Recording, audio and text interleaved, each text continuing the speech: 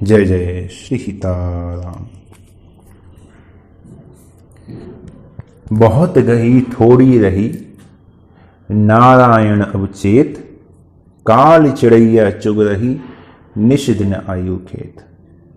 बहुत गई थोड़ी रही, बहुत अधिक समय व्यतीत हो चुका है और कितना समय हमारे पास शेष है ये हमें नहीं पता। 1 सेकंड है, 1 घंटा है, 1 दिन है, 1 वर्ष है, हमें नहीं पता कितना समय शेष है। और ये जानते हुए भी कि हमारे पास जो समय है वो निश्चित नहीं है, अनिश्चित है, पता नहीं कब समाप्त हो जाए। उसके पश्चात भी मनुष्य इतनी प्रमाद की स्थिति में है, इतनी प्रमाद की स्थिति में है कि उसे अपने कल्याण का होश ही नहीं है। मैंने क्यों मानव देह धारण करी, क्यों आया, किस लिए आया, उसे बिल्कुल होश ही नहीं है। वो ये भूल ही चुका है कि उसे मानव देह क्यों मिला है। कबहु करी करुणा नर देही, देत ईश बिनु हेतु सनेही। बहुत अधिक योनियों में भटकने के बाद, बहुत अधिक साधनों में लगे, उन सबके बाद जब भटकते भटकते बहुत अधिक समय हो गया, तब एक बार शरणागत बक्सर है ना, करुणा सिंधु भगवान की दृष्टि गई पर उन्होंने सोचा कि कितना समय हो गया इस प्रकार से संसार में भटकते भटकते, बार बार जन्म लेता है, बार बार मर जाता है, बार बार जन्म लिया, बार बार मर गया। तो कबहु करी करुणा नर देही, जब उनको बहुत अधिक दया आ जाती है कि चलो इसको एक अवसर दे देते हैं कि ये अपना कल्याण कर सके, अपना उद्धार कर सके, तो देत ईश बिनु हेतु सनेही, बिना ही किसी कारण के ही केवल हमारे कल्याण के लिए उन्होंने हमें ये शरीर दे दिया। अंत समय, क्योंकि बहुत गई थोड़ी रही, कितना समय शेष है ये नहीं पता। जब अंत समय आएगा उस समय वात पित्त कफ ये आपकी वाणी को अवरुद्ध कर देंगे, कंठ से स्वर नहीं निकलेंगे, वाणी अवरुद्ध हो जाएगी, इंद्रियां शिथिल हो जाएंगी, हाथ पैर काम करना बंद कर देंगे, जीवा बोलना बंद कर देगी, कान सुनना बंद कर देंगे, नेत्र देखना बंद कर देंगे, सांसारिक दृश्य नहीं देखेंगे, फिर उसको लौकिक दृश्य दिखेगा, अलौकिक। यमदूत आ रहे हैं, यमराज सामने है, भयंकर दृश्य, भयंकर काल सामने दिखाई दे रहा है। आपने देखा होगा ना, कई लोग जब मृत्यु के समय आते हैं तो बड़ा घबरा जाते हैं, आंखें फाड़ के देखने लगते हैं, तो सामने उनको मृत्यु को दर्शन होता है। उस समय कंठ अवरुद्ध हो जाता है। अब कंठ अवरुद्ध हो गया तो भले ही आपको कितना पता है कि यहां जन्म जन्म मुनि जतन कराही, अंत राम कही आवत नहीं, स्थिति वही होगी, अंत राम कही आवत नहीं, वो नाम नहीं निकलेगा। इसलिए इस जन्म में यदि अपनी कल्याण ना भी कर सकें, है ना, तो कम से कम इतना तो कर ही ले, इस मार्ग का तो अनुसरण कर ही ले कि जब अंत समय हो तो मनुष्यता का चिंतन हो, है ना, उसमें कुछ अंश भगवान का हो, कुछ हमारे साधन भी हो, जिसके कारण ऐसा कुछ विधान बने कि हमारा जो साधन इस जन्म में अपूर्ण रह गया है, उस साधन की पूर्णता हमारे अगले जन्म में हो सके। अगले जन्म में एक उच्च कुल में हमारा जन्म हो और हमारा जो साधन अधूरा रह गया है उस साधन की हम उस जन्म में जाके पूर्ति करें। कम से कम इतना तो साधन हमारा होना ही चाहिए। अन्यथा धर्म तो यही है कि जब रघुनाथ जी ने ये देह दी है, शरीर दिया है, तो इस शरीर से ऐसा साधन बने कि फिर दोबारा जन्म ना लेना पड़े। चलिए साधन नहीं बना, अब मनुष्य का जन्म ही मिलेगा यह भी निश्चित नहीं है। हां, यदि साधन में प्रवृत्ति रही तो पुनः मनुष्य का जन्म मिल जाएगा। मनुष्य अपने जीवन में भांति भांति के कार्यों में लगा रहता है। यदि आज किसी से कहा जाए कि भाई तुम्हारी मृत्यु आ गई है, कुछ कार्य तो श्रेष्ठ नहीं है, तो क्या कहेगा? कहेगा हाँ कुछ कार्य हैं, है ना, 8-10 कार्य हैं जो शेष हैं, वो कर लूं, फिर मैं अपनी मृत्यु के लिए तैयार हो जाऊंगा, तत्पर हो जाऊंगा। और यदि भगवत कृपा से वो उन 10 कार्य को पूरा करने में सफल भी हो जाए, कि चलो 10 थे, 10 के 9 नहीं हुए, 10 के 10 कार्य जो है वो सफल हो गए, तो जैसे ही वो 10 कार्य सफल होंगे, उन 10 कार्य से 10 कार्य और निकल जाएंगे। अब ये 10 इच्छाएं और हो गई, अभी पूर्ण। अंत में तुम्हें अपने कार्य को छोड़ के ही जाना होगा। तुम्हारे सभी कार्य नहीं पूरे हो सकते, छोड़ के ही जाना होगा। जब छोड़ना ही है तो फिर क्यों ही आज भी क्यों उसके पीछे पड़े?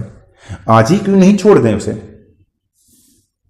और जो सबसे आवश्यक कार्य है उसमें लग जाए, भगवान में लग जाए। हाँ शरीर है, ठीक है, संसार का अंश है, संसार में कहीं ना कहीं किसी न किसी धर्म से जुड़ा हुआ है। इस शरीर से यदि सांसारिक कार्य बनते हैं तो ठीक है, कीजिए। यदि बिना किसी मोह के, बिना किसी विकार के यदि सांसारिक कार्य बनते हैं तो कीजिए, अपने धर्म का पालन कीजिए। लेकिन जो मुख्य काम है, मुख्य काम तो यही है कि भगवान का भजन होना चाहिए। सांसारिक काम ऐसे हों जैसे पता ही नहीं चला कि कब संसार का काम कर दिया, चित्तवृत्ति सदा भगवान में लगी रहे। जैसे किसी का यदि इकलौता कोई लड़का हो और वो बीमार हो जाए, बहुत बीमार हो, अब उसे अस्पताल में भर्ती करवा दिया गया, लेकिन संसार है, सांसारिक कार्य है, अस्पताल में उसको 10 दिन हो गए, 15 दिन हो गए, 20 दिन हो गए, महीना भर हो गया, तो वो क्या करेगी? घर भी आएगी अस्पताल से, और अपने जो सांसारिक कार्य है उन्हें भी करेगी, लौकिक कार्य भी करेगी। घर में झाड़ू कटका भी होगा, खाना भी बनेगा, कोई मेहमान आएंगे तो उनके लिए चाय नाश्ता भी दिया जाएगा, है ना। कहीं यदि कोई नौकरी वाला है तो कुछ छुट्टियां जब हो जाएंगी तो उसके बाद कुछ दिन नौकरी पे भी जाएगा, सारा काम होगा ना। लेकिन उन सारे कार्य को करते हुए भी मन में एक ही बात रहेगी, एक ही बात सदा मन में खटकती रहेगी, एक ही बात सदा मन में गूंजती रहेगी कि बस मेरा लड़का ठीक हो जाए, भगवान कृपा करें कि मेरा लड़का ठीक हो जाए। संसार के काम चल रहे हैं, लेकिन चित्त में एक ही बात है कि मेरा लड़का ठीक हो जाए। ठीक उसी प्रकार संसार के सभी काम चलते रहे, कोई बात नहीं है, कोई बुरी बात नहीं, संसार के काम है, ठीक है, चलते रहे, लेकिन चित्त में एक ही बात होनी चाहिए कि बस क्या ऐसा करूं कि मेरा कल्याण हो जाए, मैं कुछ ऐसा साधन करूं कि मेरा कल्याण हो जाए, मैं कुछ ऐसा साधन करूं कि भगवान की शरण प्राप्त हो जाए। बस ये विचार बना रहे कि बस कैसे, बस भगवान मिलने चाहिए, कैसे भी हो भगवान मिलने ही चाहिए। मैं 1 घंटे भजन कर रहा हूं, 1.5 घंटे भजन कर रहा हूं, मैं उसको 2 घंटे कर दूंगा, 3 घंटे कर दूंगा, मुझे लगेगा कि 3 घंटे करना है, मैं उसको 4 घंटे करूंगा, लेकिन भगवान मिलने चाहिए।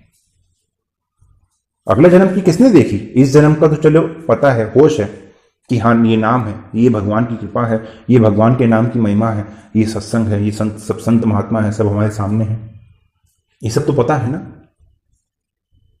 लेकिन अगले जन्म का क्या पता, कहां किस योनि में जाएं, कहां किस गति को प्राप्त हो, कोई जानता है?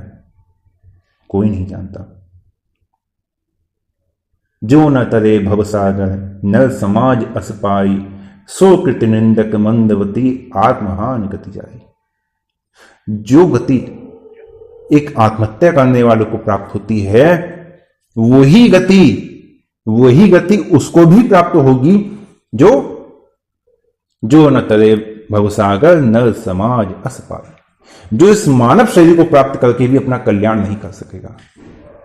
लेकिन यहां क्या हो रहा है, यहां क्या हो रहा है, यहां अपने साधन के लिए, अपने भजन के लिए कोई यत्न बनता है? नहीं। यहां नित्य सांसारिक क्रियाकर्म बन रहे हैं। यहां तो रोज ही अपनी ही आत्महत्या रोज की जा रही है, एक दिन की जा रही है नहीं, दिन प्रतिदिन उसमें ही तो लगे हैं। ते परत दुख पावै सिर धुनि धुनि पछताई। अंत में पछताना पड़ेगा। काल ही कर्म ही ईश्वर ही मिथ्या दोष लगाई। कि काल कर्म ईश्वर ही मिथ्या दोष लगाई। भगवान को ही दोष लगाओगे। काल कर्म ईश्वर ही। काल कैसे? समय ठीक ही नहीं चल रहा है। कलयुग ऐसा है कि मन नियंत्रण में नहीं आता है ना। मन पे अपना कोई काबू ही नहीं, अपने वश में ही नहीं है मन। फिर कर्म ही, अरे मेरे द्वारा मेरा भजन ही नहीं बनता है, अरे संसार के इतने काम लगे हैं, ये काम वो काम, मेरा लड़का, मेरी बेटी, मेरा बिजनेस, मेरा घर परिवार, अरे दुनिया भर के काम है, कहाँ से समय निकाले, भजन नहीं बनता। नहीं तो ईश्वर ही, भगवान ने कृपा ही नहीं करी, क्या करें। हमने तो बहुत भजन करने की सोची, भगवान ने समय ही नहीं दिया, हम क्या करें। काल ही कर्म ही ईश्वर ही मिथ्या दोष लगाई। ये शरीर दोबारा नहीं मिलेगा यदि इसका अपमान हुआ तो। इस भवसागर से पार जाने के लिए ये शरीर तुम्हारा दृढ़ नौका के समान है। और इस दृढ़ नौका में जो भगवान का आश्रय है वो अनुकूल वायु है। जब दृढ़ नौका को अनुकूल वायु मिल जाएगी ना, तो बड़े ही सहज रूप से इस भवसागर से पार हो जाएगी, बड़े ही सहज रूप से। और ये जो काल है ना, जिसके समय के भरोसे बैठे हैं, क्या सोचते हो 30 वर्ष की आयु है, 25 की आयु है, 40 की है, 50 की है, अरे अभी तो 70-80 साल जीना है। काल हमारा इंतजार नहीं करेगा। ये काल किसी का इंतजार नहीं करता है, किसी का नहीं करता, और ना ही हमारे काम देखेगा। समय आ जाएगा तुम्हारे काम नहीं देखेगा कि हमारे कितने काम शेष हैं, कि भैया हमारे 4 बच्चे हैं, हमारे 2 बच्चों के अभी विवाह नहीं हुआ, अभी तो पढ़ाई चल रही है। ये सब नहीं देखेगा। काम तो तुम्हें अधूरे ही छोड़ के जाने हैं, कभी पूरे हो ही नहीं सकते। तो हमारे काम पूरे हों चाहे ना हो, काल तो अपना काम करेगा ही करेगा।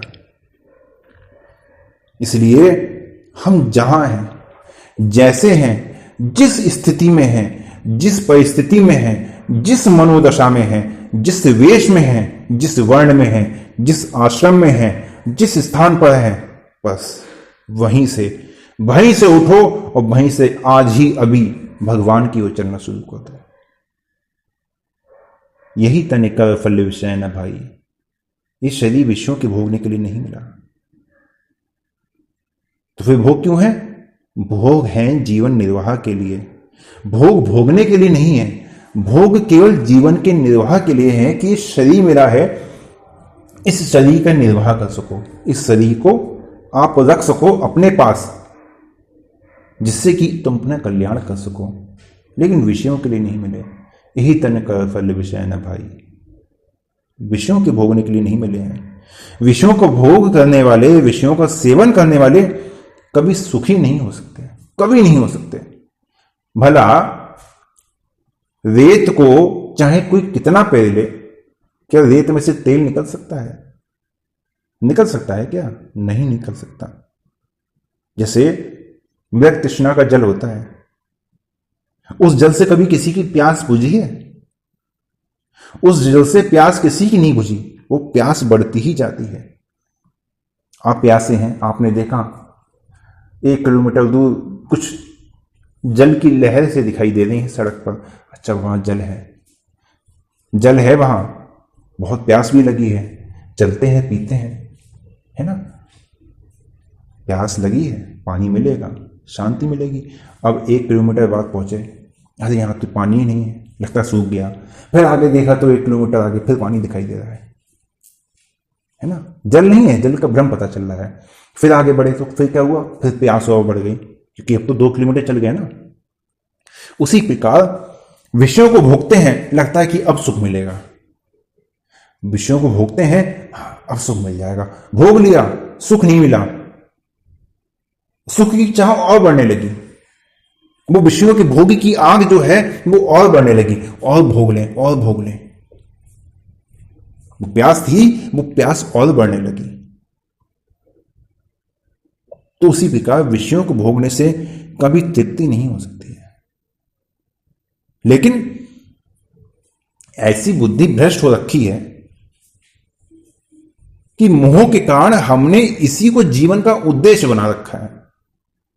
बस जीवन का उद्देश्य यही है कि भोगों की पहले प्राप्ति करो, जी भर के जी तोड़ मेहनत करो, भोगों की प्राप्ति करो, भोगों के लिए धन इकट्ठा करो, और उसके बाद बस अब बन गए राजा बाबू, सेठ हो गए, साहूकार हो गए। अब जो भोग इकट्ठे किए हैं अब उनका उपभोग करो, अब भोगों को भोगो। यही हमने अपने जीवन का लक्ष्य बना रखा है। मिला तो मानव जीवन इसलिए था कि हम मुक्त हो जाएं, इस जन्म मरण के बंधन से हम मुक्त हो जाएं। और हमने क्या किया, हम तो और अधिक बंध गए, स्वयं को और बांध लिया हमने। असुर की भांति भोगों को भोगते रहे, है ना, असुर की भांति, राक्षसों की भांति भोगों को भोगा, और उन भोगों को भोगते समय जो सामने आ गया उसका अहित कर दिया, उसका अहित कर दिया, उसका अहित करते रहे। जो सामने आ गया बुरा भला कह दिया, किसी को मार पीट दिया है, पैसे लेके किसी को पिटवा दिया। भोग आने, जब भोग भोगने लगे, धन आने लगा तो बुद्धि भ्रष्ट हो गई, राक्षसी जीवन जीने लगे, है ना। भोग भोगे, लोगों का अहित किया तो क्या होगा, नरक तुम्हारा स्थायी घर बन जाएगा, सदा के लिए नरक में बस जाओगे। मानव जीवन, मनुष्य देह इसलिए मिली है कि भगवान के धाम जाओ, भगवत धाम में जाने के लिए मिली है। भगवान के धाम जो हमारा मूल घर है वहां जाने के लिए मिली है। और हमने क्या किया, हमने ये शरीर प्राप्त किया, इस शरीर को भोगों के सुपुर्द कर दिया और हमने नरक को अपना घर बना लिया। घर तो था हमारा भगवत धाम, लेकिन बना किसे लिया, नरक को अपना घर बना लिया। कितनी बड़ी मूर्खता है ना, कितनी भारी मूर्खता है हमारी। कैसे भोगों के द्वारा दिन रात ठगे जा रहे हैं।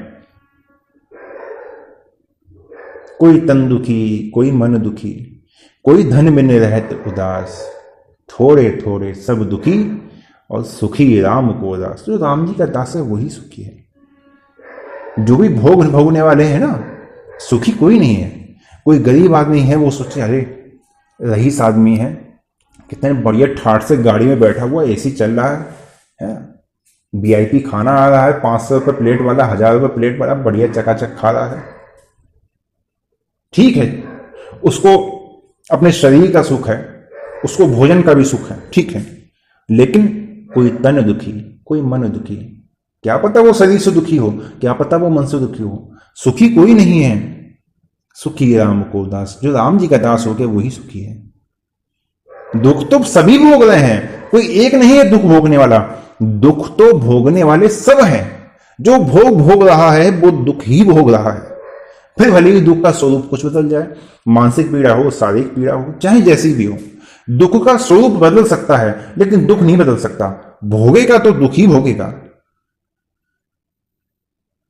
जिस मानव शरीर से भगवान मिल सकते थे, जिस मानव शरीर से भगवान के हृदय हम लग सकते थे, जिस मानव शरीर को पाकर भगवान के साथ क्रीड़ा कर सकते थे, जिस मानव शरीर को पाकर भगवान के हृदय से लग सकते थे, जिस मानव शरीर से भगवान के धाम जा सकते थे,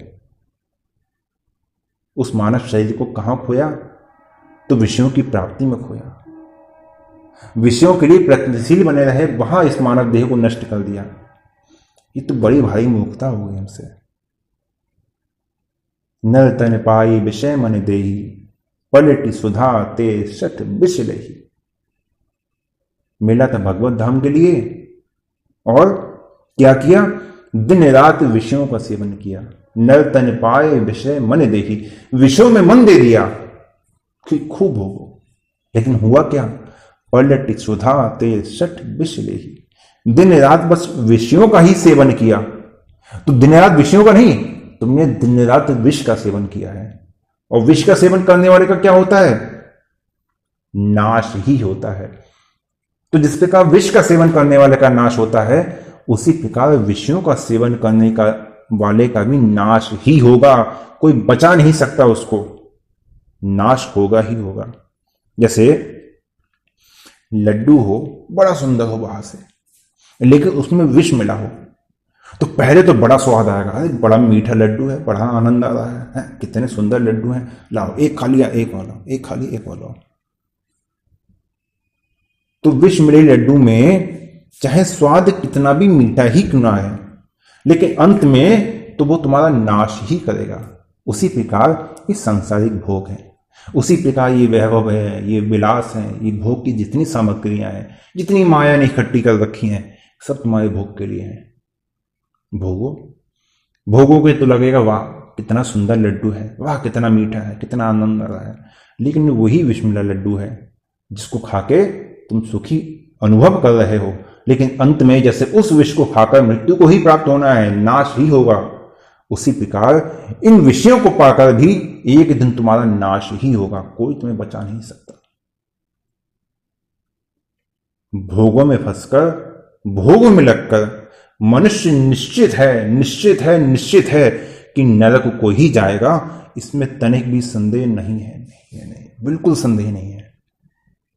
और इसलिए अंतिम उपदेश, देह धरे कर यह फल भाई, भजिए राम सब काम बिहाई। सब छोड़ो, सारे काम भले ही पड़े हैं तो पड़े रहने दो, सबसे पहले भजन करो, पहले अपना भजन करो, फिर कोई काम करो। अगर नियम है हाँ मुझे 1 घंटा भजन करना है, तो पहले 1 घंटा भजन कर लो, फिर काम में लगो। भजन नहीं छूटना चाहिए। 100 काम को छोड़कर सबसे पहले भजन में लगो। 1000 काम पड़े हो, 1000 काम पड़े रहने दो, पहले भजन में लगो, सबसे पहले ये काम कर लो। ये हो गया तो सब कुछ हो जाएगा, और ये नहीं हुआ तो सब कुछ करने के बाद भी कुछ भी नहीं होगा। भजिए राम सब काज, राम राम करो, नाम जप करो। और आज के लिए यहीं विश्राम देते हैं। जय जय श्री सीताराम।